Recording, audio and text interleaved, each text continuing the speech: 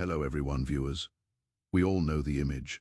A man with a staff standing before a vast sea, an entire nation terrified behind him, a charging army, the most powerful in the world closing in for the kill. He raises his staff, and the sea splits in two, creating a dry path to freedom.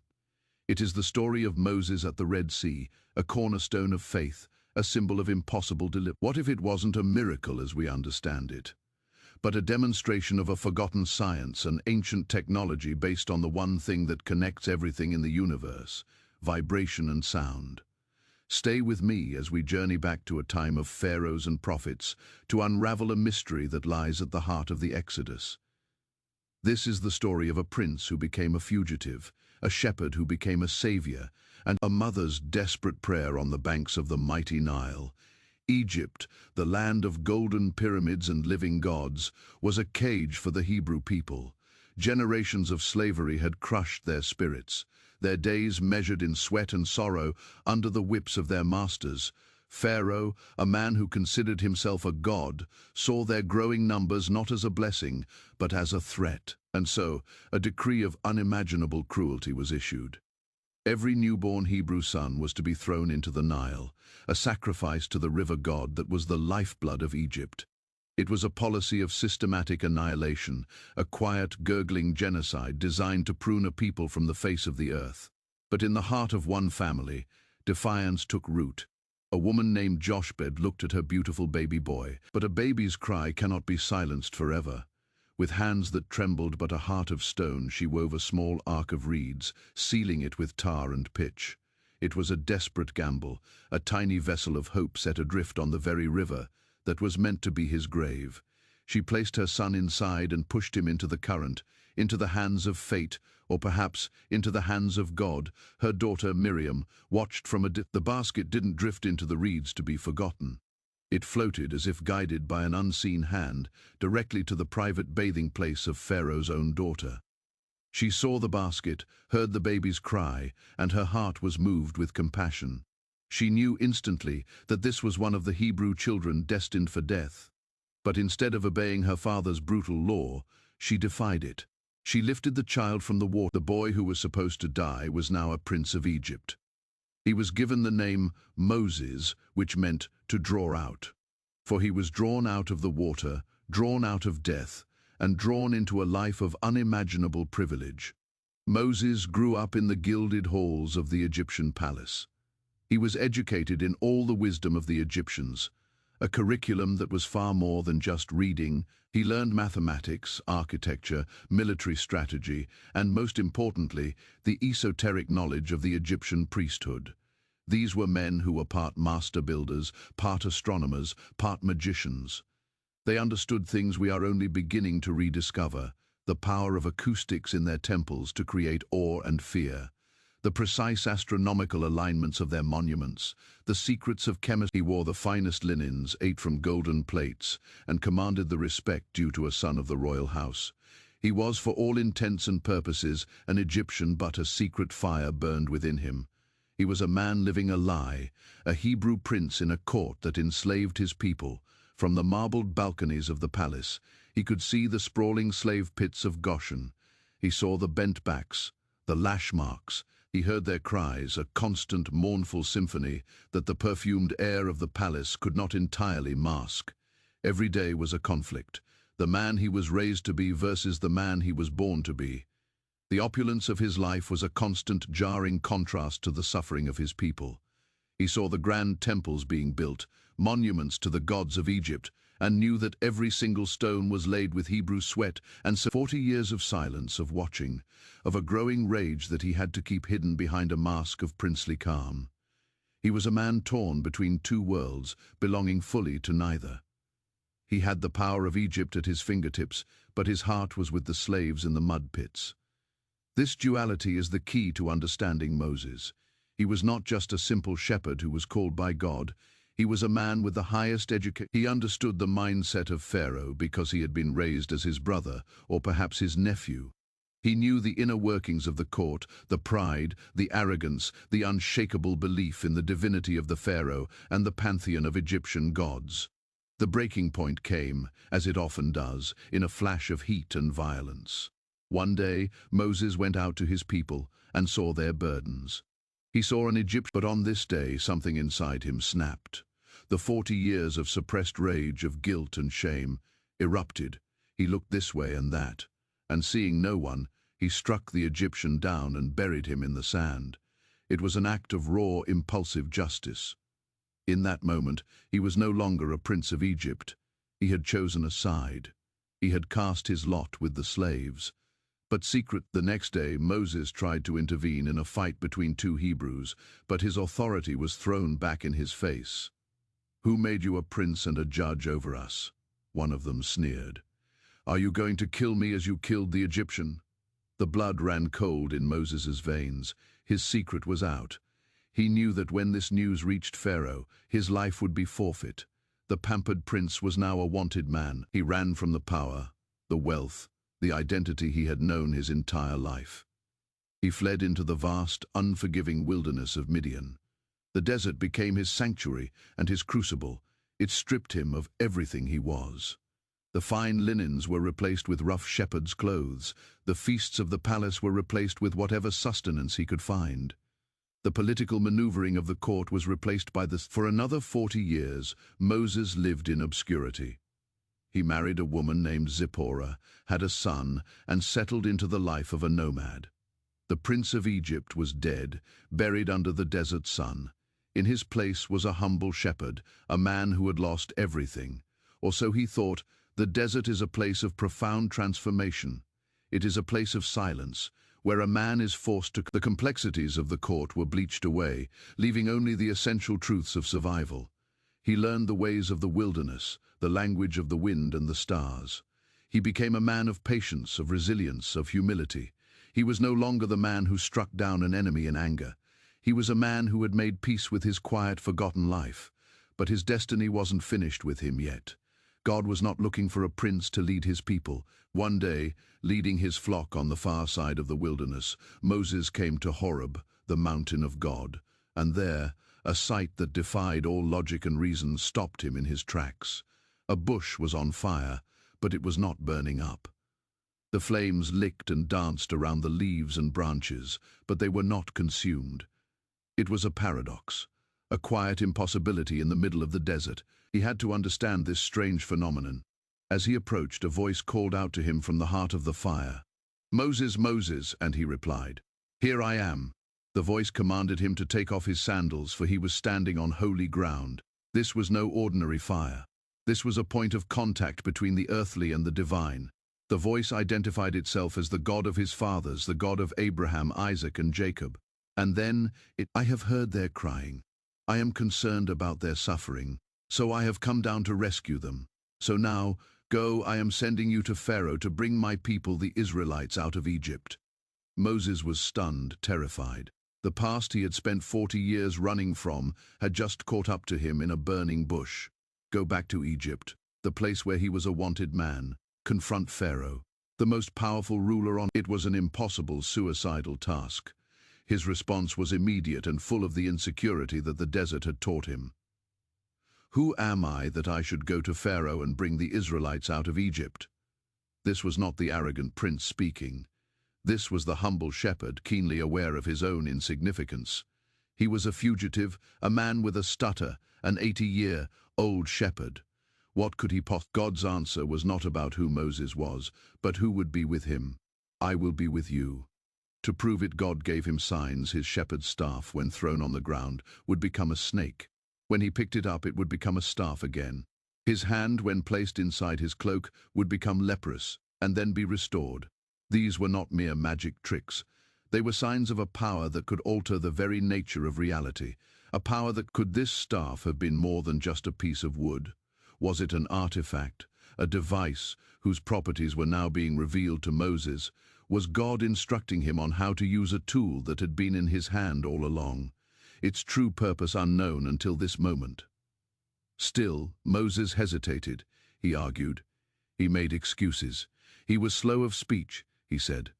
He wasn't the right man. He assigned Moses's brother, Aaron, to be his spokesman, his mouthpiece. But the mission was Moses's. The staff was in Moses' hand. The command had been given reluctantly, fearfully. The 80-year-old shepherd turned his back on his quiet life and began the long journey back to the heart of the empire he had fled, back to the life he had abandoned, to face the man who was both his former family and his future foe. To the Hebrews, they brought a message of hope that was almost too painful to believe. Liberation after 430 years of bondage. It seemed like a cruel dream to Pharaoh. Their arrival was an amusing, if impudent, interruption. Moses and Aaron went before the throne, into the grand hall of power where Moses had once walked as a prince. The air was thick with the scent of incense. Pharaoh, likely a man who grew up alongside Moses, now sat on the throne, adorned in gold and jewels, the living embodiment of the Egyptian state. They delivered their message, simple and audacious. "This is what the Lord, the God of Israel, says, let my people go." Pharaoh's response was one of pure scorn. "Who is the Lord, that I should obey him, and let Israel go? I do not know the Lord, and I will." Egypt had its own powerful gods: Ra, the sun god; Horus, the god of the sky; Hapi, the god of the Nile. Why would he listen to the god of his slaves? As a show of contempt, he increased the Hebrews' workload. They were now required to make the same number of bricks, but they had to gather their own straw.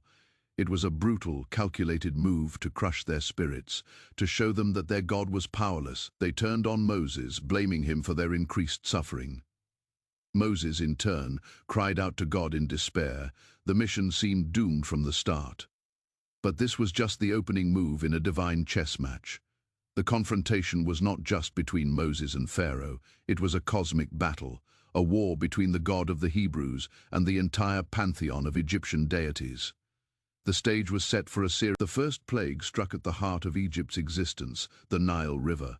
With the staff in his hand, Aaron, at Moses' command, struck the water. In front of Pharaoh and his court, the lifeblood of the empire turned to blood. The water became foul, undrinkable. The fish died, clogging the river with their rotting corpses. The stench of death filled the air. This was a direct assault on Hapi, the god. The Egyptian magicians, however, were able to replicate this feat on a smaller scale with their secret arts, their own form of magic, or perhaps their own understanding of chemistry. So Pharaoh's heart remained hard. He was unimpressed. Then came the frogs.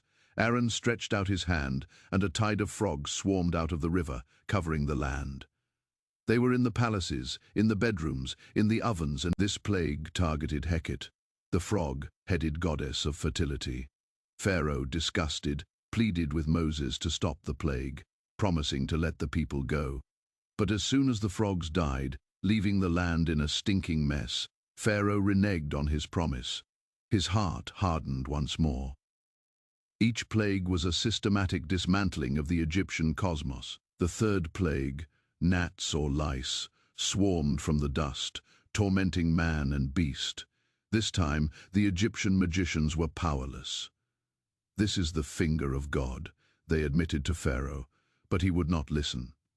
The fourth plague, swarms of flies, descended upon the Egyptians, while the land of Goshen, where the Hebrews lived, was miraculously spared. This was a clear demonstration that the God of the Hebrews could make a distinction between peoples, a level of precision that was terrifying.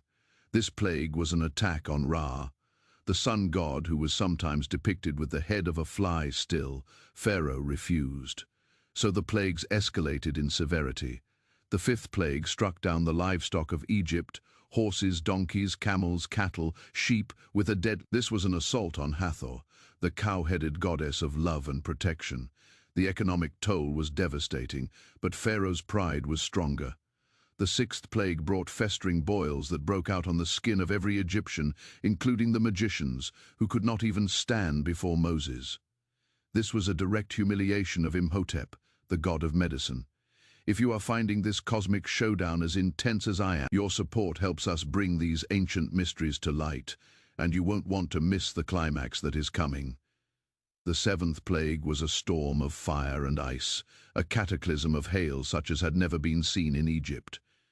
The sky turned black, thunder roared, and hailstones rained down, shattering trees, destroying crops, and killing anyone caught outside.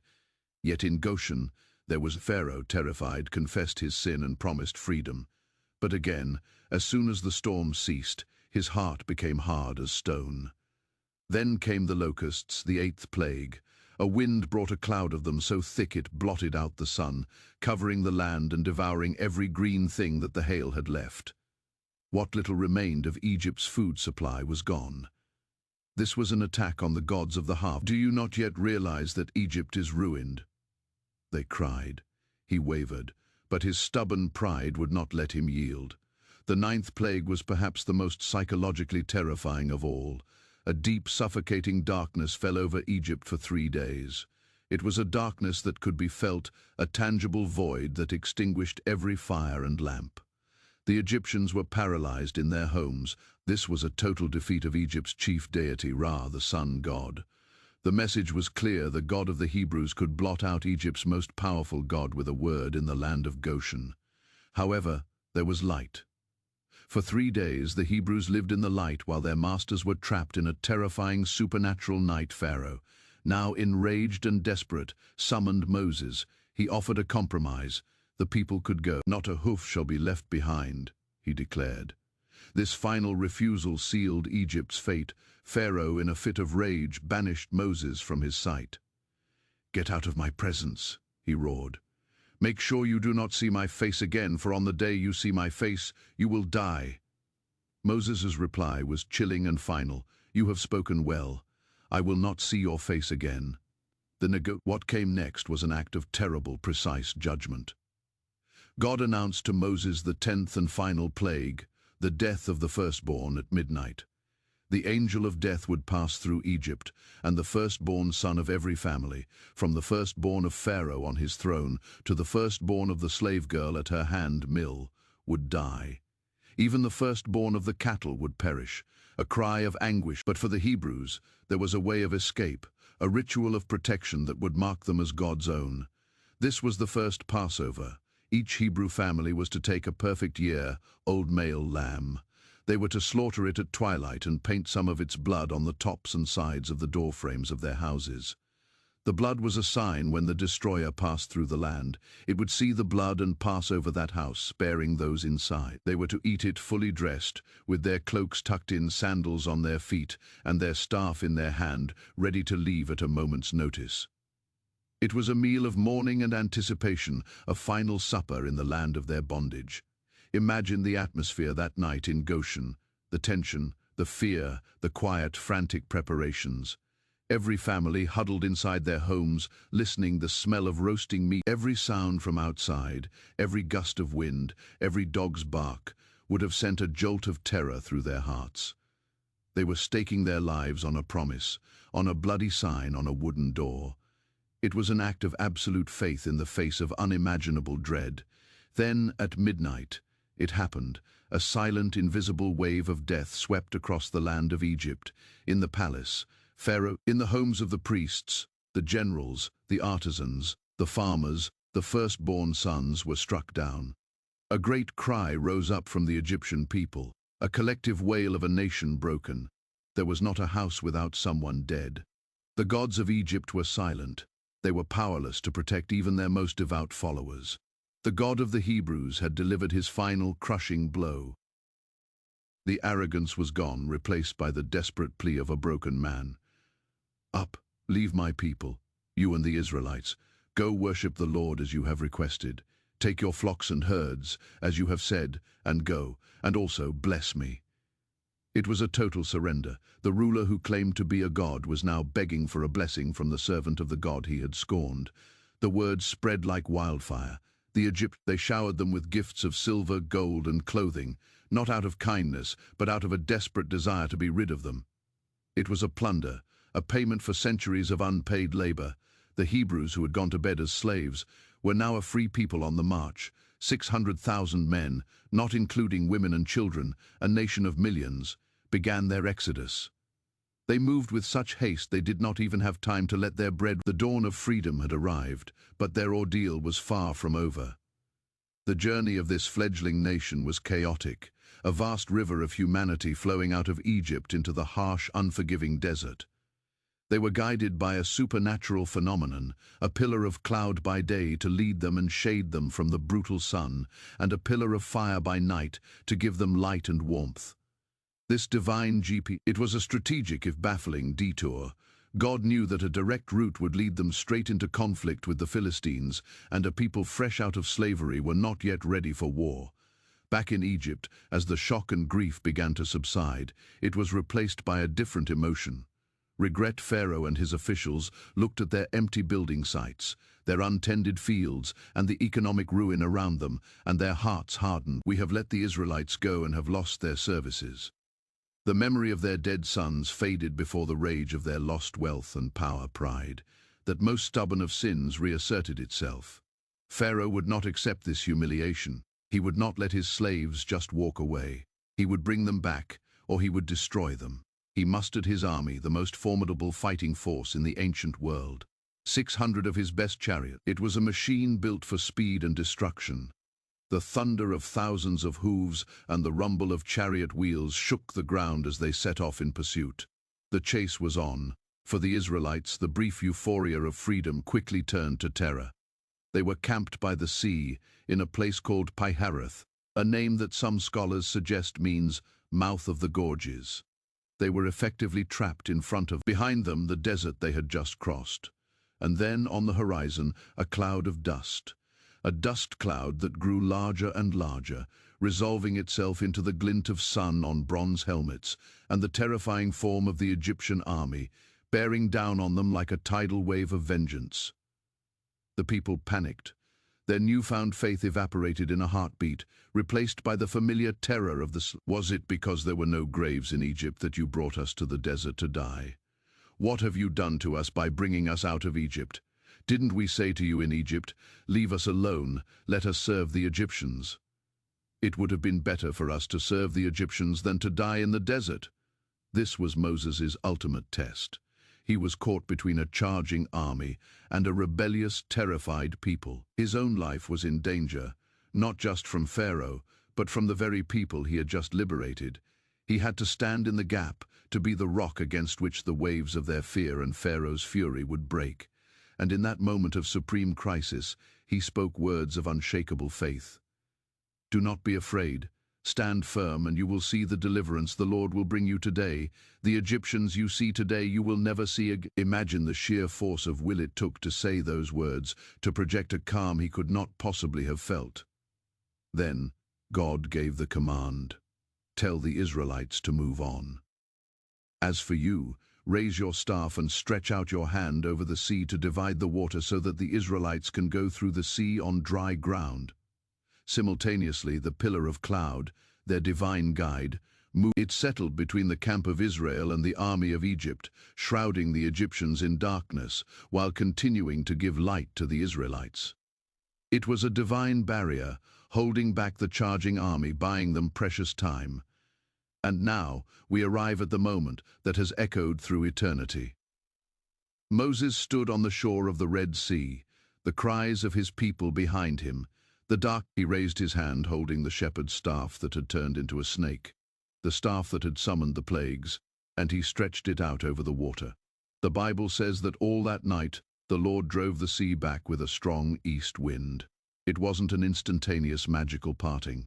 It was a process, a mighty sustained effort of power throughout the night. Let's picture the traditional view.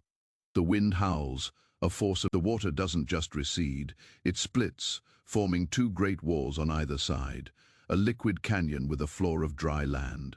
The Hebrews, watching in stunned silence, are commanded to go forward, to walk into the heart of the sea. They step onto the seabed, the ground firm beneath their feet, and look up at the towering walls of water, teeming with fish, held back by a power they cannot comprehend. They walk, but let's pause here and return to the question we asked at the beginning. Was this the only way it could have happened? Moses was trained in all the wisdom of the Egyptians, a wisdom that included a deep understanding of acoustics, resonance, and vibration. What if the staff was not just a symbol? What if it was a tool, a resonator, an amplifier of some kind? What if the strong east wind wasn't wind at all, but the audible a frequency so powerful, so precise, that it could affect the very molecules of the water? This is the realm of cymatics and acoustic levitation, principles we are only just beginning to understand. We can use sound to levitate small objects, to manipulate liquids in mesmerizing patterns. What if an ancient, lost technology could do this on a colossal scale? Imagine Moses not praying, but the staff begins to hum, a low thrumming that grows in intensity until it becomes a roar that is felt in the bones, in the very air. This is the strong east wind, a directional acoustic blast. The sound wave hits the water, and a phenomenon known as a frequency, induced seesh begins.